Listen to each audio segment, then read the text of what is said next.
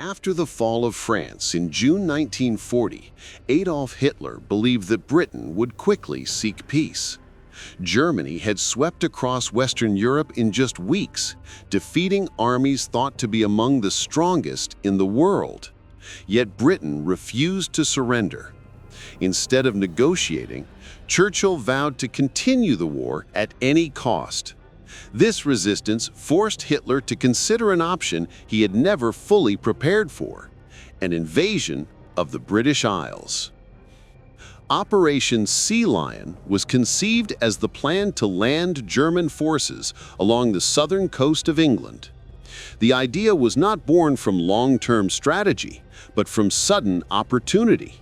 With France defeated, the English Channel stood as the final barrier separating Germany from its last major European enemy.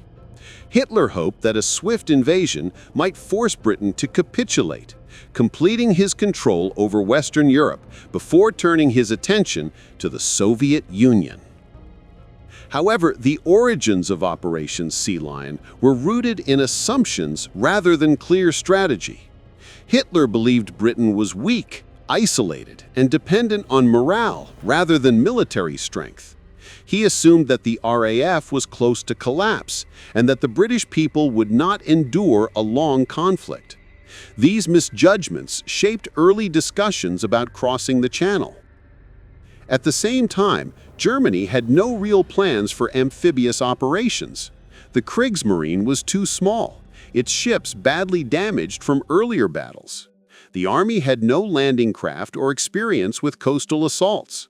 Yet Hitler pushed forward, convinced that Britain's will was fragile and that the threat of invasion alone might break the nation's resolve.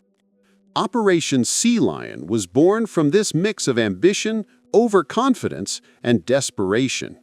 It was Hitler's attempt to force a quick end to the war in the West. But from the very beginning, the plan was built on shaky foundations, and its origins reveal how much Germany underestimated Britain's determination to fight on. When France collapsed in June 1940, the world was stunned. In just 6 weeks, the German blitzkrieg shattered one of Europe's strongest armies, overran Belgium and the Netherlands, and forced the British Expeditionary Force to flee across the Channel at Dunkirk. What many expected to be a long, grinding conflict ended in a rapid and overwhelming German victory. For Hitler, this triumph reshaped the strategic map of Europe overnight. With France defeated, Germany suddenly controlled the entire western coastline from Norway to the Bay of Biscay. The Luftwaffe had access to new airfields, the Kriegsmarine gained ports for U-boats, and the English Channel, once a protective boundary, became a front line. Britain now stood alone, without a major continental ally, and seemingly without the strength to counterattack. To Hitler, this isolation made an invasion of Britain not only thinkable, but potentially decisive. The fall of France also created a dangerous illusion inside the German high command. The ease of victory encouraged the belief that Britain would collapse just as quickly. German generals assumed that the British people were demoralized, that their government would not survive long without European support, and that the Royal Air Force was too small to resist for more than a few weeks. Hitler believed that the defeat of France had broken British morale and that the threat of invasion might be enough to force negotiations. This perception fueled the early momentum behind Operation Sea Lion. The German leadership, flush with confidence, underestimated the challenges ahead. They failed to consider Britain's naval strength, the difficulty of crossing the Channel, and the time required to prepare a proper amphibious assault. Victory in France made invasion seem almost inevitable, but it also blinded Germany to the realities of the situation. The fall of France created the illusion of opportunity. It convinced Hitler that the British Empire could be forced to its knees with one more push. In reality, the path to invasion was far more complex, and the triumph on the continent set the stage for one of Nazi Germany's greatest strategic miscalculations. When Germany began planning Operation Sea Lion, the invasion routes across the English Channel became one of the most debated and difficult elements of the entire plan. Unlike the Allies in 1944, the Germans had no experience with large-scale amphibious assaults, and they lacked proper landing craft. This made the choice of routes critical and dangerously limited. The German High Command identified the narrowest part of the channel between northern France and southern England as the primary invasion corridor. The focus rested on the stretch between Calais and Dover, a mere 21 miles at its tightest point. This route offered the shortest journey, reducing exposure to the Royal Navy and giving the Luftwaffe a better chance to provide air cover. However, the invasion plan required more than one landing point. The Germans proposed a broad front extending from Folkestone to Brighton, with the main assault waves targeting beaches near Hythe, Romney Marsh, Bexhill, and Eastbourne. These areas had wide, flat beaches suitable for landings and were close to roads leading inland toward key objectives, London, Dover, and the surrounding airfields. But these routes came with significant risks. The channel's tides were unpredictable, the weather harsh, and the waters heavily patrolled by the Royal Navy. The barges Germany planned to use, slow, unstable rivercraft, were never meant for open-sea crossings. Many commanders warned that even a modest swell could scatter or sink the invasion fleet long before it reached British shores. Because of these dangers, a second, more ambitious route was considered, a landing farther west toward Portsmouth and the Isle of Wight. This would strike closer to major naval bases and confuse British defenses. But the longer distance made it nearly impossible with the equipment available, and the idea was eventually sidelined. Ultimately, the planned routes across the Channel revealed the core problem with Operation Sea Lion. Germany simply did not have the naval or logistical capability to make these crossings safely. Strong currents, unpredictable weather, and British naval dominance turned even the shortest route into a deadly gamble. The invasion routes looked promising on paper, but in reality, they highlighted just how unprepared Germany was to conquer Britain across the Channel. When Hitler imagined invading Britain, he overlooked one critical fact. Germany did not possess a navy capable of challenging the Royal Navy. The Kriegsmarine entered World War II as the smallest and weakest branch of the German armed forces, and its limitations made Operation Sea Lion almost impossible from the start. Before the war, Hitler had promised his admirals that Germany would not confront Britain until at least the mid-1940s. A massive naval expansion plan, Plan Z, was supposed to build aircraft carriers, battleships, cruisers, and submarines to rival the British fleet. But the war began in 1939, years before these ships could be completed. As a result, Germany went to war with a navy that was completely unprepared for a major maritime campaign. The situation grew worse after the invasion of Norway, where the Kriegsmarine suffered heavy losses. Several cruisers and destroyers were sunk or crippled, and the fleet found itself severely depleted. By the time France fell in 1940, the Navy simply lacked the strength to protect a massive invasion force crossing the Channel. In contrast, the Royal Navy remained one of the most powerful fleets in the world. Even after losses at Dunkirk, Britain still had dozens of destroyers, cruisers, and battleships capable of smashing any invasion attempt. German commanders understood this danger clearly. They warned Hitler that the moment British warships arrived in the Channel, the slow-moving invasion barges, many of them rivercraft hastily converted for sea travel, would be easy targets. The Kriegsmarine also had no real amphibious capability. Germany had never planned for a cross-channel invasion, so it possessed none of the specialized landing craft needed to land tanks, heavy equipment, or large numbers of troops. What existed was improvised and unreliable. The few strengths the Kriegsmarine did possess lay in its U-boats, but submarines were of limited use in protecting a vulnerable convoy of barges. They could harass enemy ships, but they could not stop the Royal Navy from overwhelming the invasion fleet in open water. In the end, the weakness of the Kriegsmarine was one of the fundamental reasons Operation Sea Lion was doomed. Without naval supremacy, the Channel was a fortress Britain didn't even need to defend.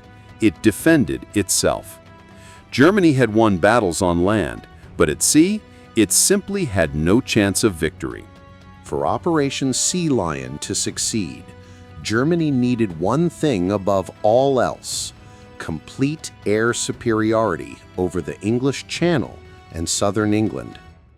Without it, the slow-moving barges carrying troops would be helpless targets for the Royal Navy and the RAF. This made the Luftwaffe the most important branch in Hitler's invasion plan. Hermann Göring, commander of the Luftwaffe, promised Hitler that his air force could crush the Royal Air Force within weeks. After the rapid victories in Poland, the Low Countries, and France, the Luftwaffe seemed unstoppable. Its fighters and bombers had dominated European skies, supporting the Blitzkrieg on every front. Confident in this momentum, Göring insisted that his aircraft alone could force Britain to its knees. The plan was simple on paper: destroy British airfields, radar stations, fighter squadrons, and aircraft factories. Once the RAF was broken, German bombers would be free to attack ports, convoy routes, and any British warships threatening the invasion fleet. With the skies cleared, German troops could cross the Channel protected by a shield of aircraft. But achieving this was far more difficult than Göring admitted. Britain's radar network, its coordinated fighter command system, and the skill of RAF pilots slowed the Luftwaffe's progress. Every time German fighters and bombers crossed the Channel, they faced determined resistance, and losses began to mount. Moreover, the Luftwaffe had weaknesses that became clear only when it faced a well-organized enemy on home soil. Many German fighters had limited range, giving them only minutes of fuel to fight over Britain. Bomber formations were vulnerable without long-range escorts.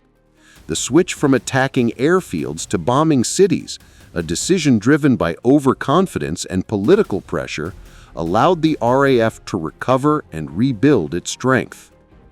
By late summer 1940, the Luftwaffe had failed to eliminate the RAF. Without control of the skies, Operation Sea Lion could not proceed. The Luftwaffe's inability to gain air superiority became the decisive factor that halted the invasion before it ever began. In the end, the Luftwaffe's role was not just important, it was the single gatekeeper for Hitler's plans, and when that gate remained closed, the entire invasion collapsed. When the Luftwaffe began its assault on Britain in the summer of 1940, the outcome of Operation Sea Lion hung in the balance. The German High Command believed that crushing the Royal Air Force was the final obstacle standing between them and a successful invasion of southern England. If the RAF fell, the skies over the Channel would belong to the Luftwaffe, and the invasion fleet could cross with far less fear of destruction. Everything depended on the coming air battle. The Battle of Britain became the first major campaign fought entirely in the air.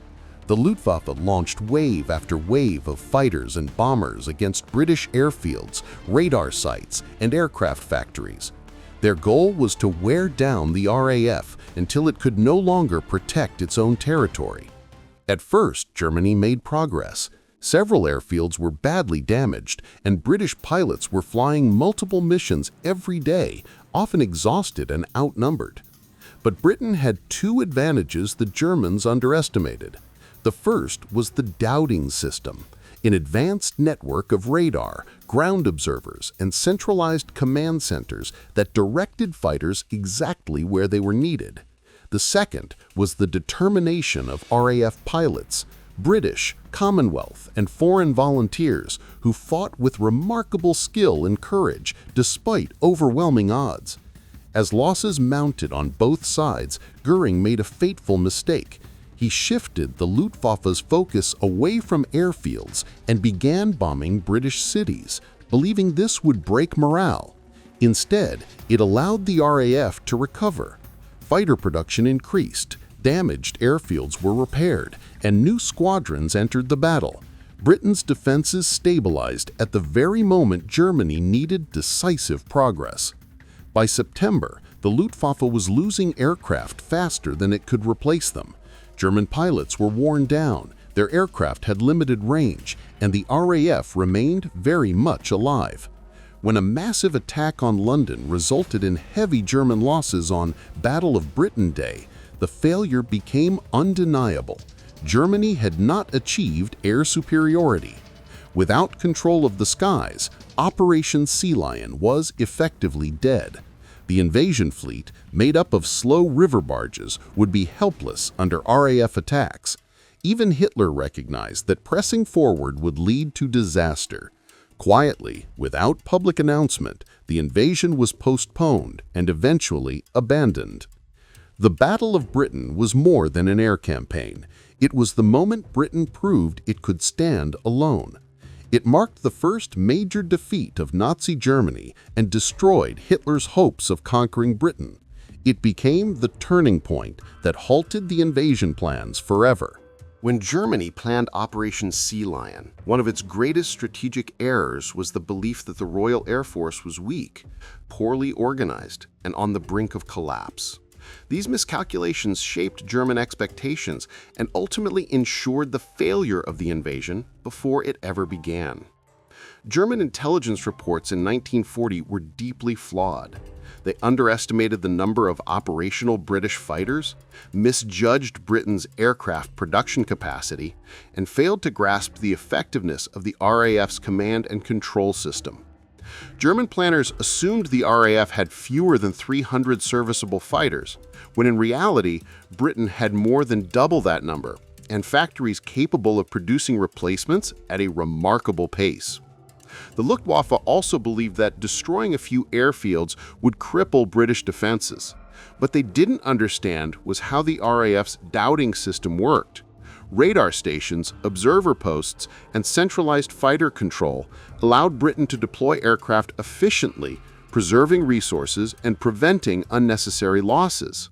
To German commanders, this looked like the RAF was simply everywhere at once. In reality, it was superior organization, not endless fighters. Another major miscalculation was the belief that British pilots could not withstand sustained combat. German leaders expected morale to break after a few weeks of heavy losses. Instead, the RAF drew strength from experienced pilots, volunteers from allied nations, and reinforcements from training programs.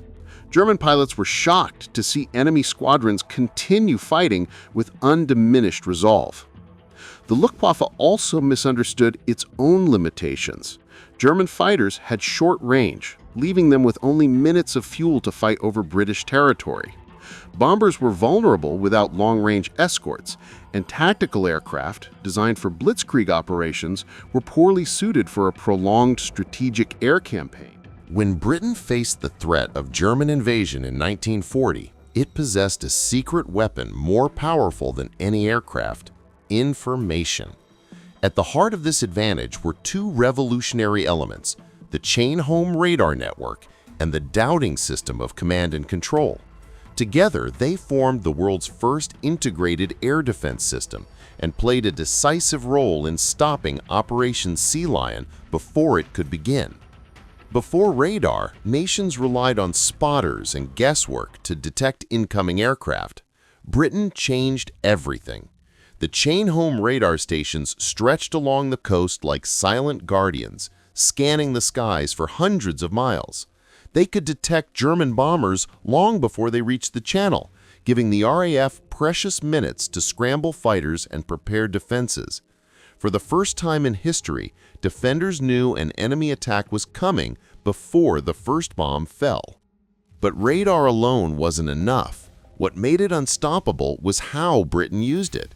Air Chief Marshal Hugh Dowding created a groundbreaking system that linked radar stations, observer posts, fighter airfields, and command centers into one coordinated network. At the center was Bentley Priory, the RAF's fighter command headquarters, where incoming radar signals were fused with reports from observers on the ground. Plotters tracked enemy formations on giant maps in real time, allowing commanders to direct fighter squadrons with precision. This meant the RAF didn't waste aircraft patrolling aimlessly. Instead, fighters were launched only when and where they were needed. While the Luftwaffe burned fuel searching for targets, British pilots took off with full tanks, guided straight into the path of the enemy. This system multiplied Britain's limited resources, making a smaller air force fight like a much larger one. German intelligence failed to understand the brilliance of this network. They saw radar towers, but dismissed them as unimportant. And they also didn't realize how effectively the information was being processed and used. Destroying a few stations didn't matter. Redundancy and fast repairs kept the system functioning throughout the Battle of Britain. For the RAF, the Dowding System was more than technology. It was a force multiplier, a survival tool, and the backbone of Britain's defense. It allowed commanders to keep pilots rested, planes repaired, and squadrons intact. Most importantly, it turned every minute of warning into a tactical advantage. In the end, the secret advantage wasn't just radar. It was a combination of innovation, organization, and real-time intelligence that no other nation possessed in 1940. This invisible shield made it impossible for Germany to achieve air superiority, and without that, Operation Sea Lion was doomed. As the threat of a German invasion loomed in 1940, Britain faced a sobering reality. The regular army alone could not defend the entire coastline. In response, a new force was created, the Home Guard, often called Dad's Army, a civilian army made up of volunteers from all walks of life. Their mission was clear: to defend Britain in case Operation Sea Lion ever became reality. The Home Guard was formed in May 1940, following the rapid fall of France. Men who were too old or too young for regular military service, or who were otherwise exempt from active duty, enlisted voluntarily. Farmers, teachers, shopkeepers, and clerks traded civilian clothing for uniforms and rifles, ready to defend their towns, villages, and strategic points along the coast. Training was basic but practical. Volunteers learned to operate rifles, machine guns, and improvised weapons, set up roadblocks, and organized local defenses. They studied invasion tactics, practiced ambushes, and prepared traps to slow or stop advancing German forces. Although they lacked heavy equipment, their local knowledge and commitment made them a formidable supplement to the regular army. The Home Guard also served a psychological purpose. Their presence reassured the population and bolstered morale, signaling that Britain would resist even if regular forces were engaged elsewhere.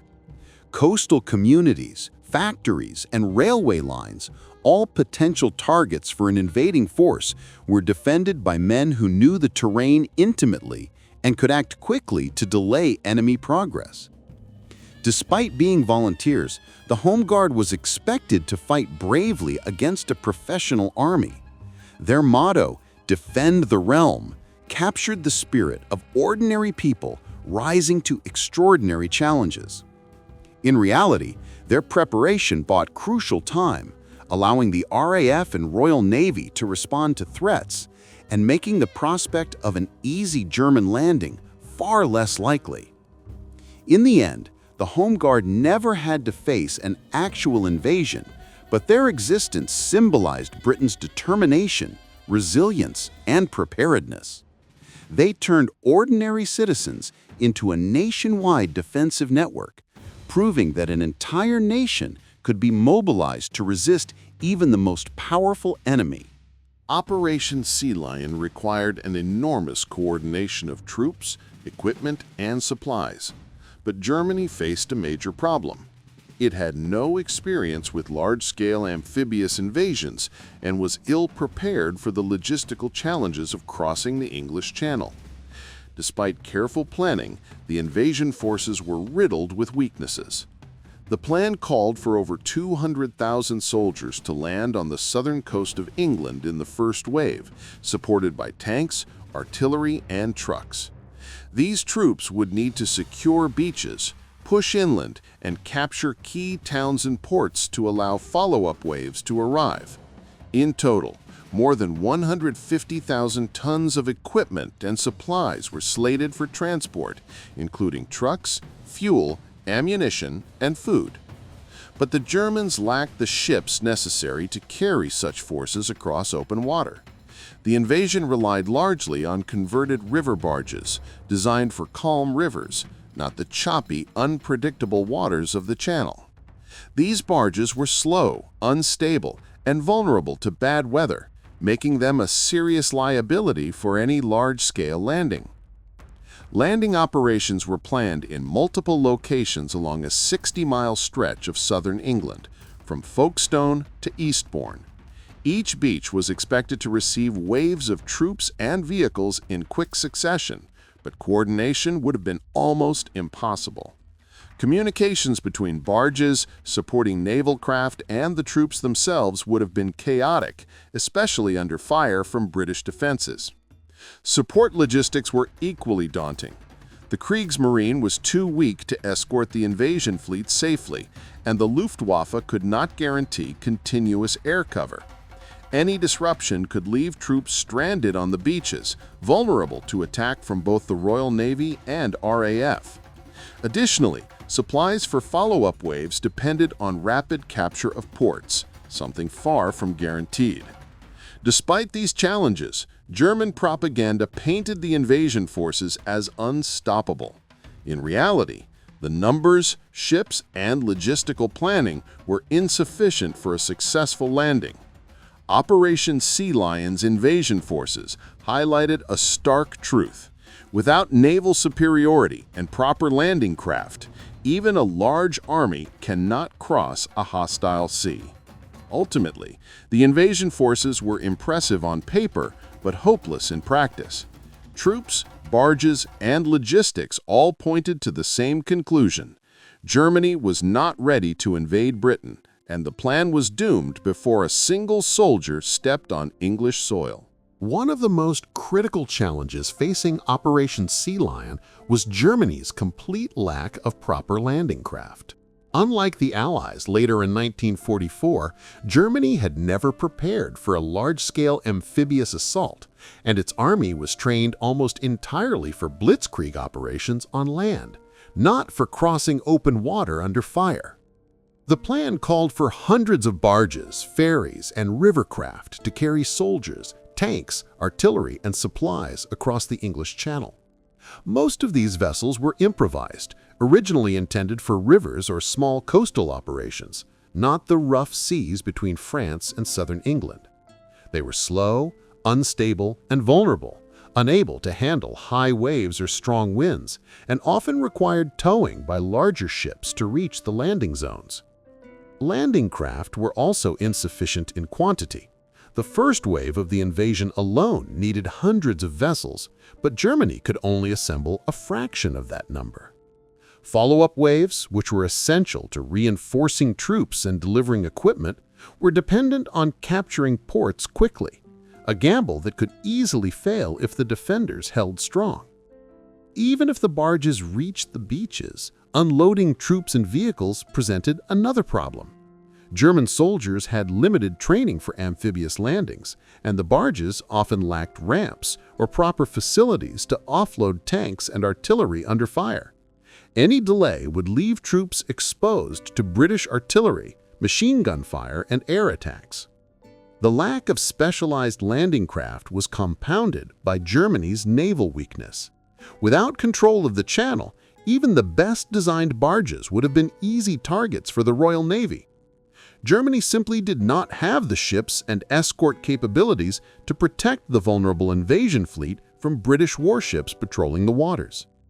Ultimately, the problem of amphibious landings wasn't just a logistical issue, it was a strategic impossibility. Germany could muster thousands of soldiers and tons of equipment, but without proper vessels to deliver them safely to English shores, Operation Sea Lion was doomed to fail before the first wave set sail. For Germany, the Royal Navy was the single greatest obstacle to Operation Sea Lion. While Hitler's generals dreamed of swift landings along the southern coast of England, the reality was that the Channel and North Sea were dominated by one of the world's most powerful navies. Any attempt to cross without neutralizing this threat was essentially a suicide mission. The Kriegsmarine, already small and weakened by previous engagements, had no hope of matching Britain's fleet in open water. Battleships, cruisers, and destroyers could strike the slow, vulnerable invasion barges from a distance, and submarines, though formidable, could not protect the fleet from coordinated surface attacks. German planners understood that the Royal Navy's presence made the English Channel a virtual death trap. The British Navy also had the advantage of intimate knowledge of local waters, strong coastal defenses, and access to air reconnaissance from coastal airfields. Even a small force of destroyers could disrupt the tightly packed convoy of barges, sinking troop transports and scattering the invasion force before it reached the beaches.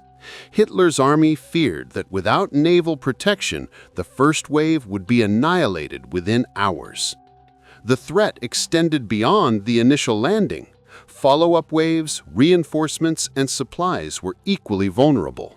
Germany had no deep-water ports secured on English soil, so troops would rely on beachheads under constant threat from naval bombardment.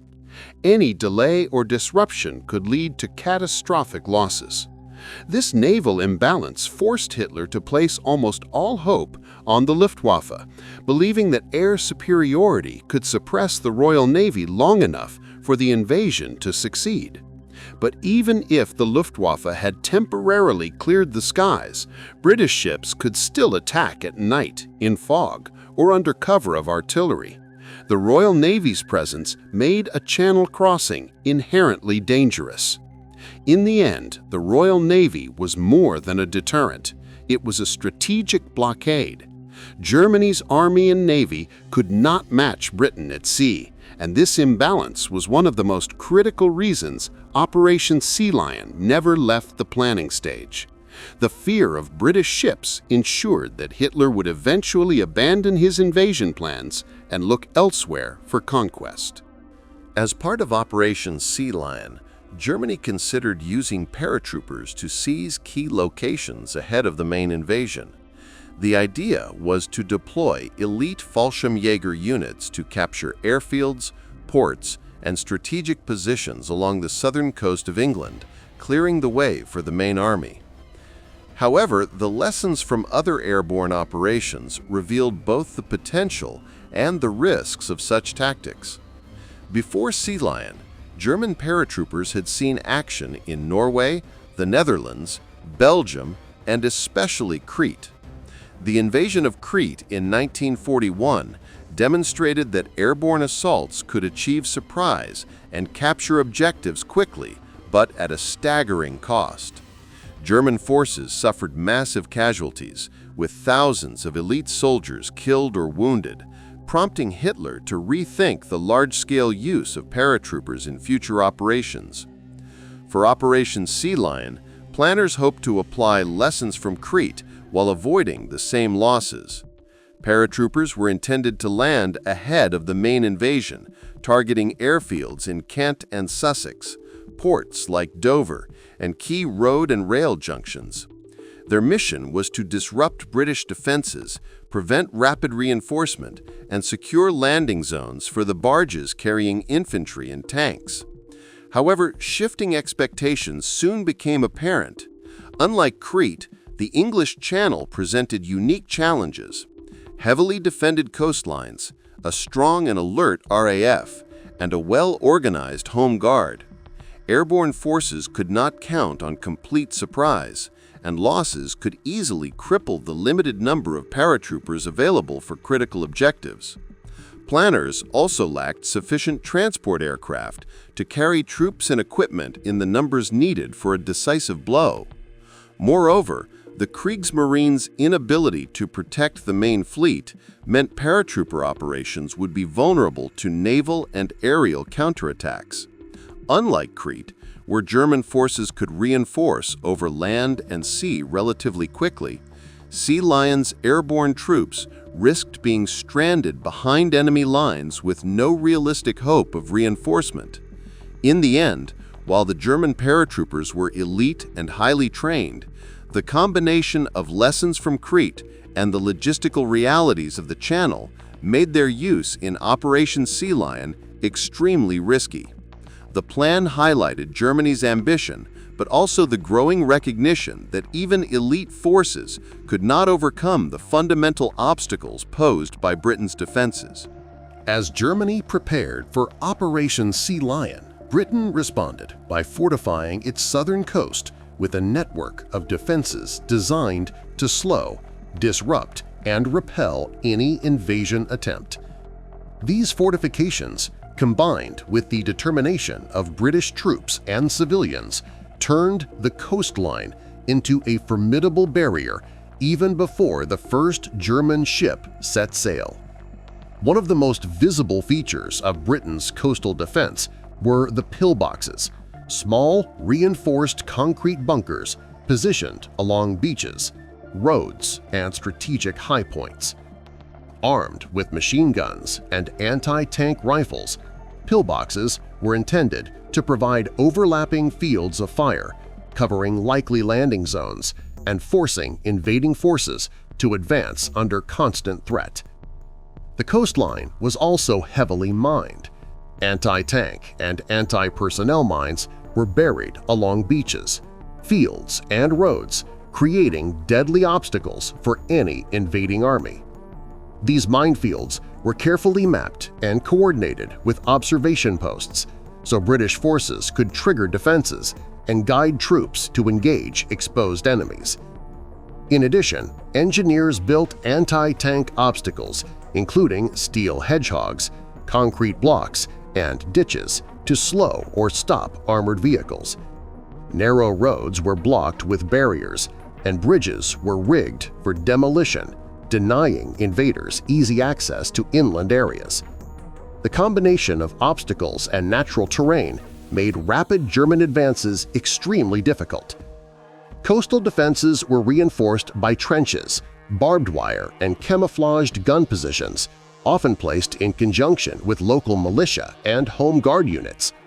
Soldiers trained in defensive tactics were positioned to exploit every advantage, using the landscape to funnel attackers into kill zones while minimizing their own exposure. Perhaps most importantly, these defenses were integrated with observation posts, local communications, and artillery support, allowing coordinated responses to any landing. Unlike the Germans, who relied on speed and surprise, the British plan relied on depth, preparation, and resilience. By the summer of 1940, southern England was transformed into a fortified line ready to repel invasion. Pillboxes, mines, and anti-tank obstacles were more than concrete and steel. They were a symbol of Britain's determination to resist. Even without firing a shot, these defenses made Operation Sea Lion a daunting and likely catastrophic undertaking for Germany. When Britain faced the looming threat of German invasion in 1940, it was not only concrete defenses, radar, or the Royal Navy that mattered. It was the leadership of Winston Churchill. His unwavering resolve and refusal to consider surrender became the heart of Britain's defense, inspiring both military personnel and civilians alike. Churchill became Prime Minister at a moment of unprecedented crisis. France had fallen, the British Expeditionary Force had narrowly escaped at Dunkirk, and Hitler appeared poised to conquer Britain next. Against this backdrop of fear and uncertainty, Churchill's speeches and personal example rallied the nation. His famous declaration, "We shall fight on the beaches, we shall never surrender," was more than rhetoric. It was a national call to arms, uniting soldiers, sailors, airmen, and civilians in a shared mission of survival. This spirit permeated every aspect of British society. Factories increased production of weapons, aircraft, and ships. The Home Guard organized. Volunteers enlisted in droves, and communities prepared for air raids and possible invasion. Morale became a weapon in itself, reinforcing the country's ability to resist despite the threat of overwhelming German power. Churchill also understood the psychological dimension of leadership. He kept hope alive, communicated transparently about challenges, and instilled a sense of purpose. Citizens and soldiers alike were motivated by a belief that Britain's survival was both possible and worth fighting for. This unity made the population far more resilient than German planners had anticipated. The never surrender mindset had direct strategic consequences. Germany's planners assumed that Britain, isolated and alone, would quickly seek peace once the Luftwaffe gained air superiority. They were wrong. Churchill's determination ensured that every defensive measure, radar stations, coastal fortifications, and RAF squadrons had the full support of a nation ready to resist. In the end, Churchill's leadership did more than preserve morale. It turned public resolve into a critical part of Britain's defense. His refusal to consider defeat gave meaning to every effort to prepare for invasion and helped make Operation Sea Lion an impossible gamble for Hitler.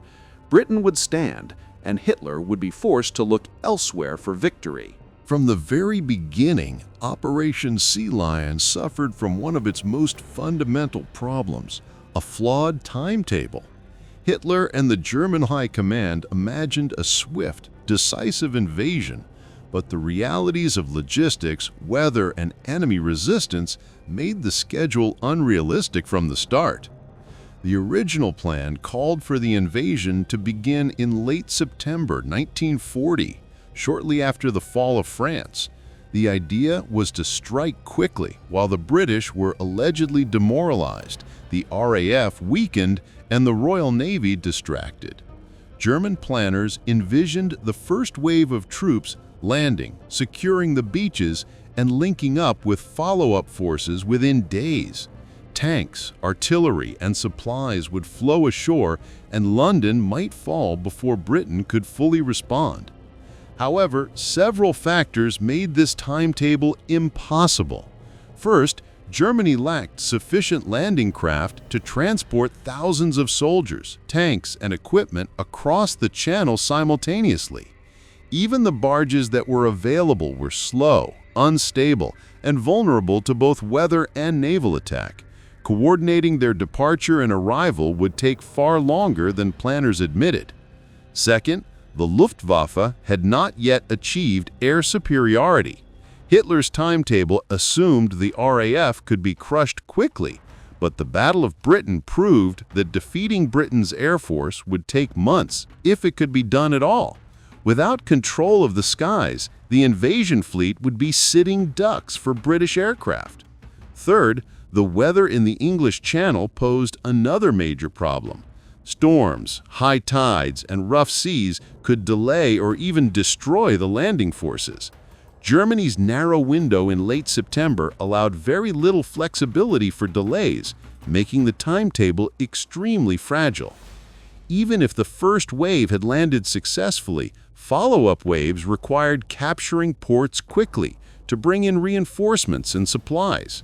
Any resistance or delay would have disrupted the schedule, leaving troops stranded on the beaches under fire.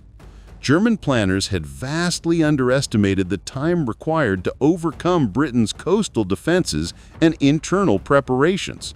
In the end, Operation Sea Lion's timetable was ambitious, overconfident, and detached from reality.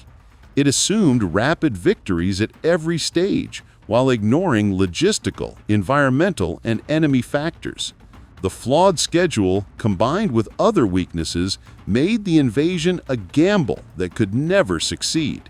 Hitler's plan relied on luck as much as planning, and Britain's defenses ensured that luck would not favor Germany.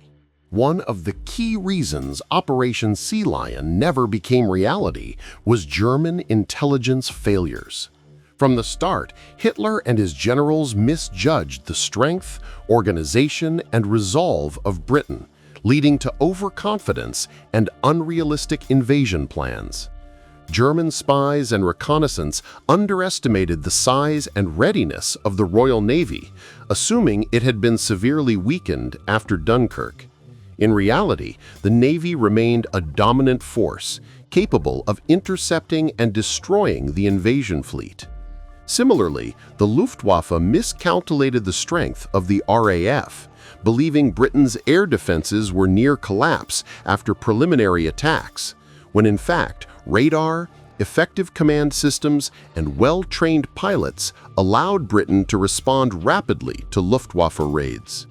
German intelligence also misread the psychology of the British people. They assumed that civilians would panic, morale would crumble, and the population would demand surrender.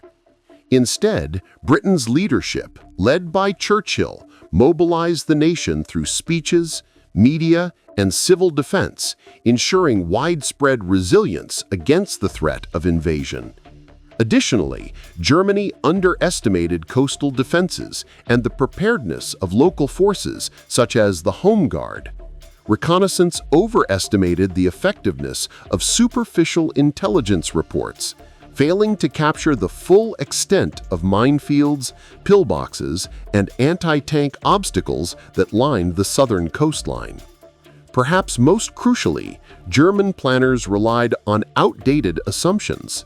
They assumed that a blitzkrieg-style invasion would succeed in Britain as it had in France. They ignored key differences. Britain was an island, defended by an experienced navy, well-prepared air defenses, and a population ready to resist. These intelligence errors created a false sense of security, convincing Hitler that an invasion could succeed with existing forces and equipment. In the end, German intelligence failures were strategically fatal, overestimating their own capabilities while underestimating Britain's strength, ensured that Operation Sea Lion remained a dangerous fantasy rather than a viable military plan. Hitler's overconfidence, fueled by flawed intelligence, became one of the critical reasons the invasion was never attempted. One of Britain's most powerful but secret advantages during the threat of Operation Sea Lion was ultra codebreaking. British intelligence at Bletchley Park was successfully decrypting German communications, giving the Allies critical insight into Hitler's plans and the movements of the Wehrmacht and Kriegsmarine. This allowed Britain to prepare far more effectively than Germany realized. Using the captured Enigma machines, British cryptanalysts could read encrypted messages detailing Luftwaffe operations, shipping movements, and invasion plans. This intelligence enabled the RAF, Royal Navy, and coastal defenses to anticipate German attacks, allocate resources efficiently, and reinforce vulnerable areas before the enemy acted. Every decrypted message added a layer of security and foresight that Germany could not detect. Ultra-intelligence also revealed the limitations and weaknesses of German forces. Britain learned about the shortage of landing craft, the vulnerability of barges, and the risks posed by the Royal Navy. This information confirmed to British planners that the German invasion fleet was unprepared for open water operations, and it guided the allocation of coastal defenses, home guard positions, and anti-aircraft deployments. Importantly, Ultra allowed Britain to keep Germany in the dark about what had been discovered. By using intelligence selectively and sometimes feeding false information, British forces could react without alerting the Germans, maintaining the element of surprise in defense rather than offense. This gave planners confidence that every defensive measure would count. The insights gained from Ultra also shaped strategic decision-making at the highest levels. Churchill and his military commanders understood that German assumptions about British weakness were based on faulty intelligence, and Ultra provided the clarity needed to counter those miscalculations. The ability to read German plans transformed what might have been panic into calculated, effective resistance. Ultimately, the role of Ultra was decisive. By giving Britain an unseen advantage in knowledge and preparation, codebreaking made the prospect of a German invasion far more dangerous than Hitler realized. It was a hidden shield, allowing Britain to anticipate, organize, and survive, ensuring that Operation Sea Lion would never leave the planning table. In the summer of 1940, Britain faced the very real possibility of a German invasion. With France fallen and the British Expeditionary Force barely rescued from Dunkirk, the threat of Operation Sea Lion loomed large. The nation braced itself for what many believed could be the end of Britain as an independent state. The government and military anticipated landings along the southern coast, from Kent to Sussex, and expected that Germany would attempt to seize key ports, airfields, and road networks to facilitate the rapid advance of troops inland. Coastal towns, ferry crossings, and major highways were considered likely objectives, and defensive measures were quickly mobilized to prepare for a range of scenarios. Britain expected the first wave to be massive but vulnerable, potentially consisting of tens of thousands of soldiers in barges, ferries, and improvised vessels. Follow-up waves were anticipated to reinforce the beachheads and push toward London. Planners feared that any delay or disruption could be catastrophic, leaving troops stranded under fire from artillery, air attacks, and militia forces. Civilians were also drawn into preparations. Schools, churches, and community centers were converted into shelters and training sites. The Home Guard, composed of volunteers too old or young for active service, patrolled towns, laid mines, and manned observation posts. Citizens were expected to support regular forces by reporting suspicious activity, reinforcing local defenses, and, if necessary, taking part in resistance actions. Psychologically, the nation prepared for worst-case scenarios. Air raid drills, blackout regulations, and civil defense exercises created a sense of readiness and vigilance. Propaganda emphasized resilience, encouraging civilians and soldiers alike to understand that their participation could be decisive in resisting the invader. Despite the fear, Britain remained determined to fight. Leaders like Churchill reinforced morale, reminding the public that courage, preparation, and unity could repel even a powerful enemy. This combination of military planning, civil involvement, and psychological readiness created a nation poised to resist. A readiness that, combined with the RAF, Royal Navy, and coastal defenses, would make any German landing extraordinarily difficult. In the end, Britain's expectations reflected both the reality of the threat and the resilience of its people. The invasion scare of 1940 shaped every defensive action and ensured that even if Hitler tried, Britain would be ready to fight for survival. As the threat of Operation Sea Lion loomed in 1940, Britain took extensive civil defense measures to protect civilians and prepare the nation for the possibility of invasion. These measures were designed to reduce casualties, maintain morale, and ensure that society could continue functioning under enemy attack. One of the most visible steps was the implementation of blackouts. Street lights were dimmed or extinguished, windows were covered, and cities and towns enforced strict regulations to prevent any light from guiding enemy aircraft. Blackouts were crucial not only for defense against bombing raids, but also for reducing visibility along potential invasion routes, making it harder for German forces to navigate. Britain also constructed air raid shelters, ranging from simple backyard trenches to public underground shelters. These provided civilians with protection during bombing attacks and reinforced the idea that the nation was actively preparing for conflict. The government encouraged families to maintain supplies of food, water, and first aid equipment to survive prolonged periods of danger. Communities were organized into civil defense units, including the Air Raid Precautions Teams, which trained volunteers to assist in evacuation, firefighting, first aid, and maintaining order during emergencies. Citizens were taught to recognize and report unexploded bombs, deal with fires caused by air raids, and help enforce blackout regulations. Public education campaigns were also widespread. Pamphlets, posters, and radio broadcasts instructed people on survival techniques, emergency procedures, and the importance of vigilance. Children were trained in evacuation procedures, and workplaces rehearsed drills to ensure that employees could respond quickly in an attack. The goal of these measures was twofold: to minimize the physical impact of potential invasion or air attacks and to boost national morale. By involving civilians directly in preparation and defense, Britain turned ordinary citizens into an active part of the war effort, creating a sense of unity and purpose. In the end, civil defense measures, blackouts, shelters, training, and public education were more than protective strategies. They were a manifestation of Britain's determination to resist. Even without an actual invasion, these preparations strengthened the nation and demonstrated that Britain was ready for whatever Hitler might attempt. A critical weakness of Operation Sea Lion lay in the barges intended to carry German troops across the English Channel.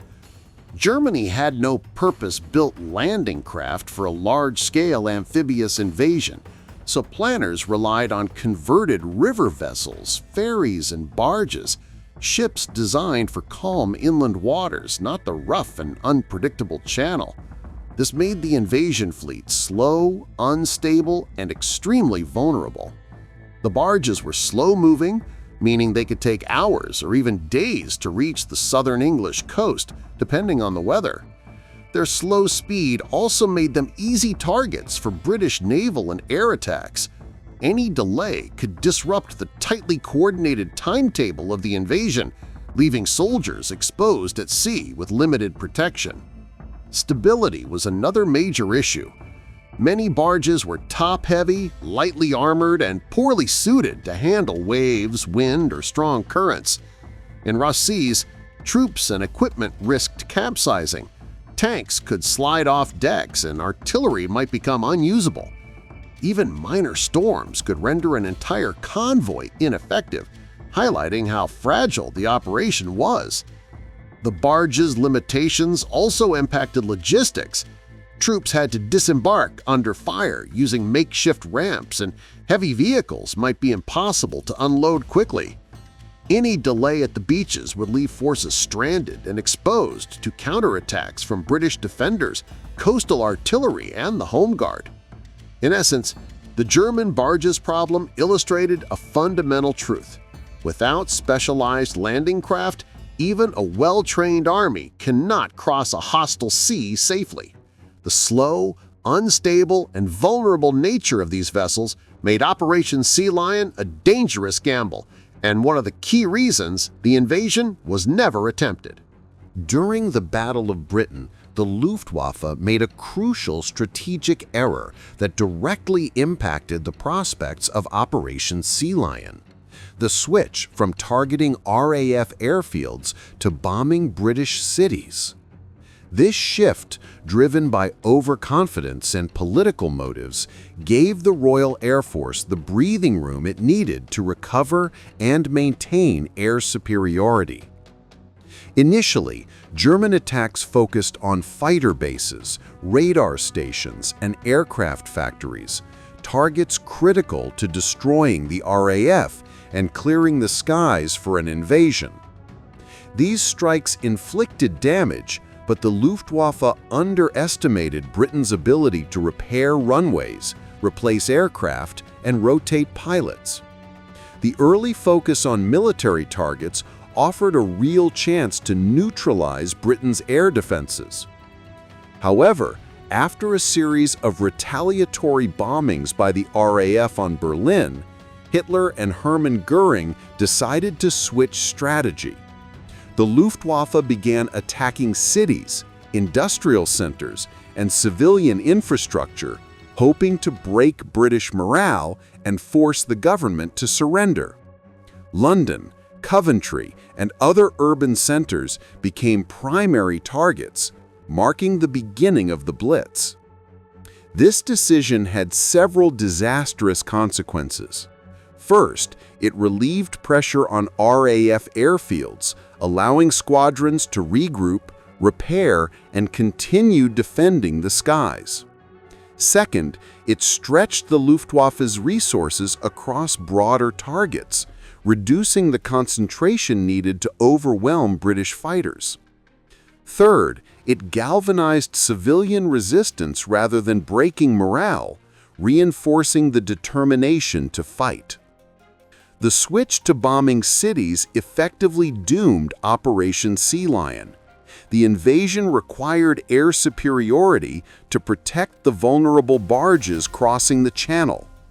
By failing to destroy the RAF, the Luftwaffe ensured that the skies remained contested, making a successful amphibious landing all but impossible. In retrospect, the Luftwaffe's shift from military targets to urban bombing was a fatal strategic mistake. It demonstrated the danger of allowing political or emotional factors to override military objectives, and it directly contributed to the cancellation of Germany's plans to invade Britain. By late 1940, it became clear that Operation Sea Lion would never succeed. A combination of factors, the resilience of the RAF, the strength of the Royal Navy, Britain's coastal defenses, the shortage of landing craft, and the effective use of intelligence like Ultra, made a cross-channel invasion far too risky. Hitler, faced with these realities, quietly shelved the plan and shifted his attention eastward. The failure to achieve air superiority was decisive. The Luftwaffe, despite intense effort during the Battle of Britain, had been unable to destroy the RAF. Without control of the skies, German barges would have been sitting targets for British aircraft, making any landing operation likely catastrophic. Meanwhile, the Royal Navy continued to dominate the channel, ready to strike the invasion fleet at the first opportunity. Logistical and strategic shortcomings compounded the problem. Germany lacked sufficient landing craft, proper planning for beach assaults, and realistic timetables. Coastal defenses, pillboxes, minefields, and civilian preparation made Britain a far tougher target than expected. German intelligence had consistently underestimated these defenses and the determination of the British people. Recognizing these obstacles, Hitler decided to abandon plans for an immediate invasion of Britain and turn toward the Soviet Union. The launch of Operation Barbarossa in June 1941 became the new priority, drawing resources and focus away from the Channel. The dream of conquering Britain by storm was replaced with the ambition of a rapid blitzkrieg across the East. Operation Sea Lion's cancellation marked a turning point in World War II. Britain remained free, its survival ensured not by a single battle, but by a combination of preparation, strategy, leadership, and resilience. Hitler's pivot to the east opened a new front that would ultimately consume Germany's resources and change the course of the war. In the end, Sea Lion was never attempted, but its planning and eventual abandonment revealed the limits of German power and the strategic importance of British defense, morale, and innovation. Hitler's focus on the East would bring new challenges and new failures for the Third Reich. Operation Sea Lion has often been shrouded in myth, portrayed as a hair's breadth away from success. In reality, Germany was never close to launching a feasible invasion of Britain, despite propaganda and post-war speculation. Understanding the difference between perception and fact highlights just how precarious the plan was. At the height of planning, Germany had ambitious objectives, thousands of troops landing along multiple beaches, tanks and artillery moving inland, and ports captured to allow follow-up reinforcements. On paper, the plan seemed bold and decisive. However, the reality was far less encouraging. The Luftwaffe had failed to destroy the RAF, the Royal Navy remained a dominant threat, and Germany lacked the specialized landing craft necessary for a channel crossing. These were not minor obstacles, they were fundamental flaws that made success extremely unlikely. Weather and timing further reduced feasibility. Operation Sea Lion required calm seas, favorable tides, and coordination across a narrow window. Even under ideal conditions, logistical challenges and limited resources would have slowed the invasion and left German forces exposed. A single storm or navigational error could have led to disaster, even if initial landings were partially successful. Moreover, Britain was prepared to resist at every level. Coastal defenses, pillboxes, minefields, anti-tank obstacles, the Home Guard and civil defense measures ensured that any landing would encounter fierce opposition. Ultra-intelligence and radar gave Britain advanced warning of attacks, further reducing the chances of surprise or quick victory. Historians agree that Operation Sea Lion's failure was not luck alone, it was structural and strategic. Germany never had the combination of naval strength, air superiority, or logistical capability necessary to execute the invasion. Hitler's ambition far outstripped reality, and the myth that Britain narrowly avoided conquest exaggerates the actual threat. In conclusion, Germany's plan was doomed from the start. While the threat felt real to Britain in 1940, the operational and strategic realities ensured that Operation Sea Lion would never succeed. The myth of almost invading Britain is compelling, but the reality shows that Hitler's dream was always a dangerous fantasy. Even as Germany planned Operation Sea Lion, the Royal Navy had detailed contingency plans to repel any attempted invasion. Britain's naval strategy was not passive. It was designed to destroy the invasion fleet before it ever reached the shore, leveraging superior ships, local knowledge, and coordination with the RAF. The plan relied on fast, well-armed destroyers, cruisers, and battleships to intercept barges, ferries, and other German vessels crossing the Channel. The Royal Navy would use its mobility and firepower to target slow-moving landing craft, exploiting the vulnerability of troops packed tightly in small, unarmored vessels. Even small forces could wreak havoc on the tightly packed convoys.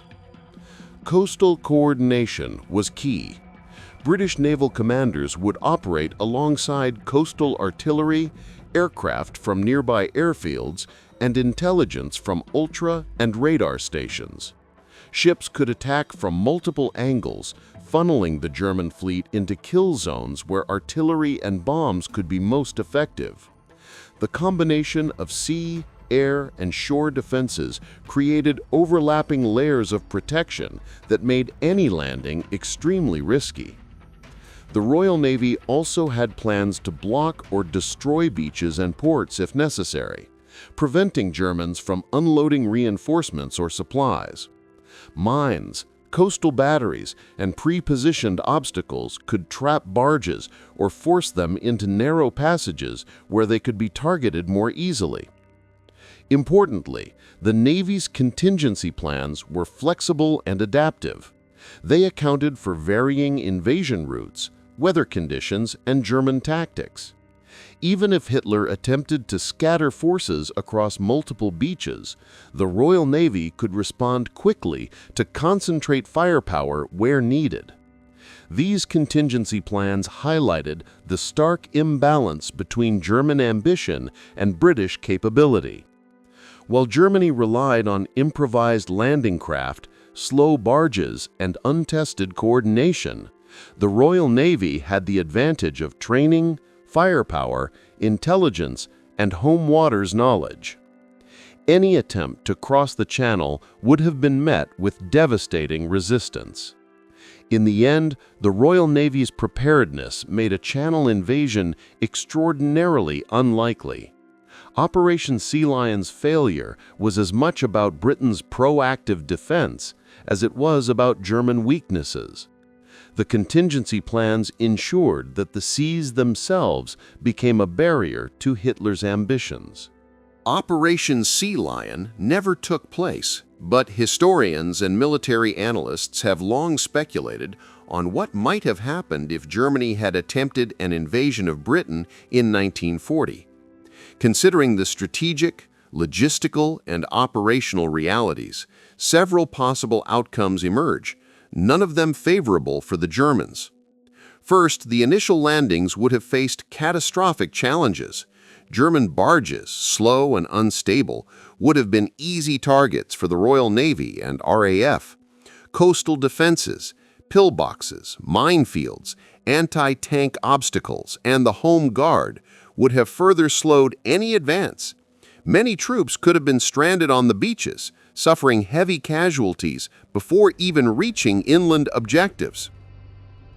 Even if a portion of the invasion force managed to establish beachheads, logistical bottlenecks would have hindered reinforcement and supply. Without captured ports, Germany could not easily bring in tanks, artillery, fuel, or food. Troops would be isolated and vulnerable to counterattacks, with the Royal Navy and RAF able to target supply lines relentlessly. Britain's resilient population and civil defense measures would have played a decisive role. The Home Guard, local militias, and civilians prepared to resist would have created continuous harassment, delaying German advances and increasing casualties. The psychological impact of fierce civilian resistance could have sapped morale among invading troops. Strategically, a failed or stalled invasion would have been a disaster for Germany. Large numbers of soldiers might have been killed, captured, or stranded, weakening the Wehrmacht's ability to fight on other fronts. It is unlikely that Hitler could have successfully conquered Britain in 1940, and a protracted battle on English soil could have prolonged the war and drained German resources. On the other hand, in a highly unlikely scenario where Germany succeeded in seizing major ports and establishing a foothold, Britain might have continued resistance from Scotland, Northern Ireland, and overseas territories. The Royal Navy, based in home ports and overseas bases, would have remained a constant threat, making sustained occupation difficult. The invasion might have led to a drawn-out stalemate rather than a decisive victory. In conclusion, while Operation Sea Lion captures the imagination as a what-if scenario, all evidence suggests it would have been a catastrophic gamble for Germany. Casualties, logistical failure, and British resilience meant that success was improbable, and even partial victories could have been temporary at best. The invasion that never happened serves as a stark reminder of the limits of ambition when confronted with preparation, intelligence, and determination. To understand why Operation Sea Lion was doomed from the start, it helps to compare it with the Allied D-Day invasion in 1944, the most successful amphibious operation of World War II. The contrast highlights Germany's unpreparedness and the scale of the challenges they faced. D-Day involved years of planning, specialized landing craft, extensive rehearsals, and the buildup of enormous logistical support. The Allies had thousands of vessels designed for beach landings, engineers trained to clear obstacles, and vast supplies staged in advance. Crucially, they achieved air and naval superiority, which allowed troops to land with far less interference from the enemy. By contrast, Germany in 1940 lacked specialized landing craft, relying on converted river barges unsuited for the English Channel. There was no way to safely transport tanks, artillery, or large numbers of troops. The Kriegsmarine was too small to provide protection, and the Luftwaffe had failed to gain air superiority during the Battle of Britain. Simply put, Germany could not match the scale or preparation of a successful amphibious invasion.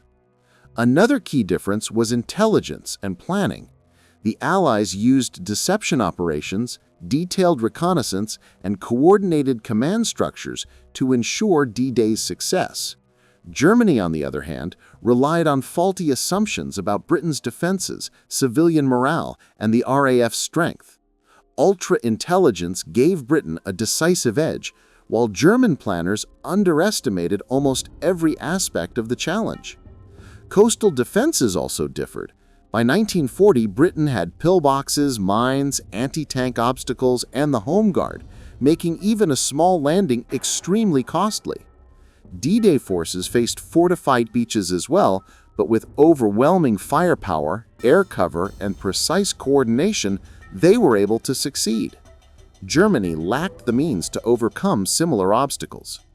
In short, success for Sea Lion was unlikely because Germany faced a perfect storm of deficiencies: insufficient landing craft, no naval dominance, contested skies, strong coastal defenses, and inadequate intelligence.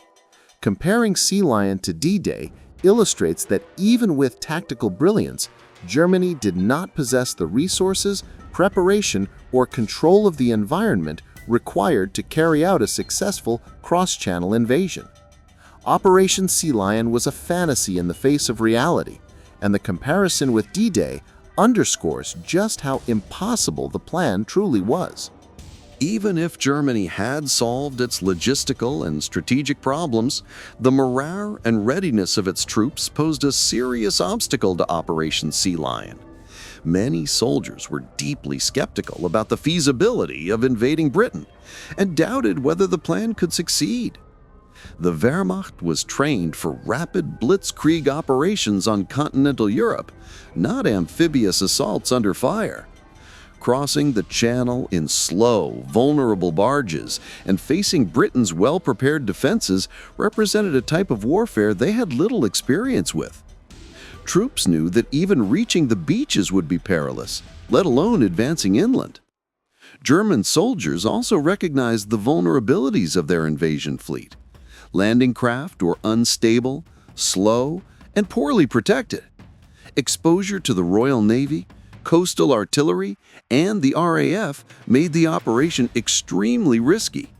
Many troops feared being stranded on heavily defended shores with insufficient support. Elite units, such as paratroopers, were better trained, but still understood that losses could be catastrophic. The psychological strain of facing fortified positions, mines, pillboxes, and prepared defenders would have sapped confidence before the first shot was fired. High Command attempted to bolster morale through training exercises, speeches, and reassurances, but the underlying doubts persisted. The skepticism of the troops reflected the unrealistic nature of the plan, highlighting that even well-trained soldiers cannot succeed if the operation is fundamentally flawed. In the end, low morale and lack of preparation among German forces would have compounded every other weakness of Operation Sea Lion, making success extremely unlikely. After the war, historians have examined Operation Sea Lion in detail, and the consensus is clear: it would have failed. The plan, while ambitious, was fatally flawed at almost every level: strategic, logistical, and operational. First, Germany lacked air superiority. The Luftwaffe failed to destroy the RAF during the Battle of Britain, leaving the skies contested. Without control of the air, German barges and troops would have been highly vulnerable to attack, making a successful landing extremely unlikely. Second, the Kriegsmarine was far too weak to protect an invasion fleet. Slow, makeshift barges were no match for the Royal Navy, which could have easily intercepted and destroyed them in the Channel. Any landing force would have faced catastrophic losses before even reaching the beaches. Third, Germany's logistics and planning were inadequate. There were insufficient landing craft, unrealistic timetables, and no clear plan for sustaining forces once ashore. Coastal defenses, minefields, pillboxes, and the home guard further compounded the difficulty, ensuring that even a partially successful landing would have stalled quickly. Historians also point to troop readiness and morale. Soldiers were trained for fast continental campaigns, not amphibious assaults under fire. Skepticism among troops, combined with the dangers of exposed landings, meant that confidence in the operation was low. Finally, post-war analysis emphasizes the psychological, social, and strategic factors. Britain was prepared, highly motivated, and had access to critical intelligence, including ultra-decrypts. Combined with resilient civilian resistance, robust coastal defenses, and naval superiority, the invading forces would have faced insurmountable obstacles. In short, while Operation Sea Lion has captured the imagination as a what-if scenario, historians agree that Germany's plan was doomed from the outset. The combination of inadequate preparation, logistical shortcomings, strong British defenses, and misjudged assumptions ensured that success was virtually impossible. Sea Lion remains a striking example of ambition colliding with reality, illustrating why Hitler never attempted the invasion. Although Operation Sea Lion was never carried out, its legacy had a profound impact on Britain and the course of World War II. The threat of invasion forced the nation to mobilize, innovate, and unify in ways that would strengthen its resolve for years to come. The planning and threat of the invasion spurred the creation of coastal defenses, including pillboxes, minefields, anti-tank obstacles, and fortified positions along the southern coast. Civilians were trained in civil defense, blackouts were enforced, and the Home Guard organized to assist regular forces. These measures not only prepared Britain for a potential invasion, but also created a sense of collective purpose and resilience. Leadership played a key role in shaping Britain's response. Winston Churchill's speeches, public presence, and unwavering refusal to surrender inspired the nation. The psychological impact of his leadership, combined with real defensive measures, strengthened morale and gave citizens a shared mission to resist at all costs. Operation Sea Lion also had long-term military implications. The failure to attempt the invasion meant that Germany would redirect its focus eastward, leading to Operation Barbarossa. For Britain, surviving the threat intact allowed the nation to remain a base for Allied operations, training, and planning, eventually contributing to victories such as D-Day. Culturally and historically, Sea Lion became a symbol of defiance. The invasion that never happened taught Britons that preparation, unity, and determination could deter a seemingly unstoppable enemy. It reinforced the idea that a small island nation, prepared and resolute, could stand against overwhelming odds. In essence, the legacy of Operation Sea Lion is not found in battles fought or territory gained. It is found in Britain's courage, resilience, and readiness. The invasion shaped the nation's identity during the darkest hours of the war, proving that determination and preparation could change the course of history even without firing a single shot.